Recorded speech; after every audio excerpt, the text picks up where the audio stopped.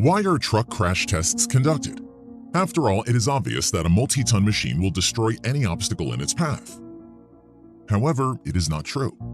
Their drivers are no less at risk, and therefore truck manufacturers zealously monitor the safety and reliability of their vehicles.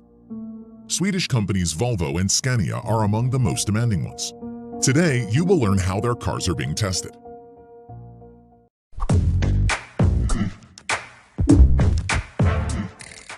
A security system of a truck is practically no different from a car and also comprises two main components: active protection and passive protection.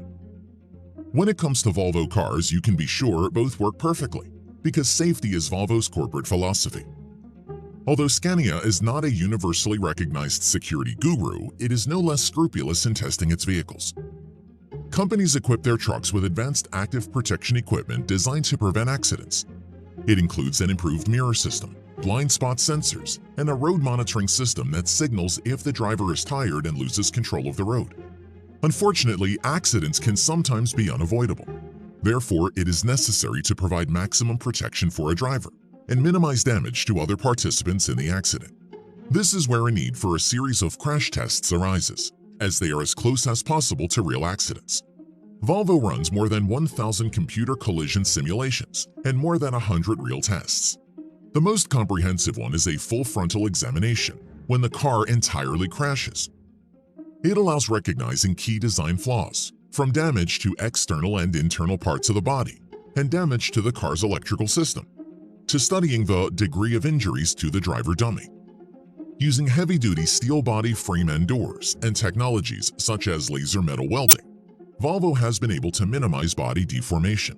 A well-known fact, Swedish body strength tests are the toughest in the world, and one of these special Volvo tests is the so-called Swedish impact test. This test is solely the initiative of Volvo and is not regulated in any document on car safety. The tests performed in terms of this examination show how much the penetrability of the body parts has been reduced and whether they pose a danger to the life of the driver. To this end, Volvo has repeatedly increased the stiffness and functionality of the doors, thereby significantly reducing drivers' neck and knee injuries. By the way, Scania conducts the most advanced and dangerous strength tests of the cabin on the street with loaded semi-trailers. This method allows checking the strength of the car in case of rollover. The data obtained helps identify the most vulnerable spots on the driver's body and develop new passive protection systems. Another important test is conducted specifically for Volvo hybrid trucks. The crash is conducted from the side, a classic case in urban traffic, when some moron moves on red. The main objective of the test is to check the reliability and resistance of the battery to collisions. You probably know that a damaged battery has got an unpleasant property: to explode. Car systems must immediately disconnect the electrical system, and the casing must prevent any leakage of harmful substances onto the road. Well, trucks would not be trucks if they did not pass the tests for weight loads. Volvo carries out a rather specific test, designed to find out how heavy a load the truck body can withstand.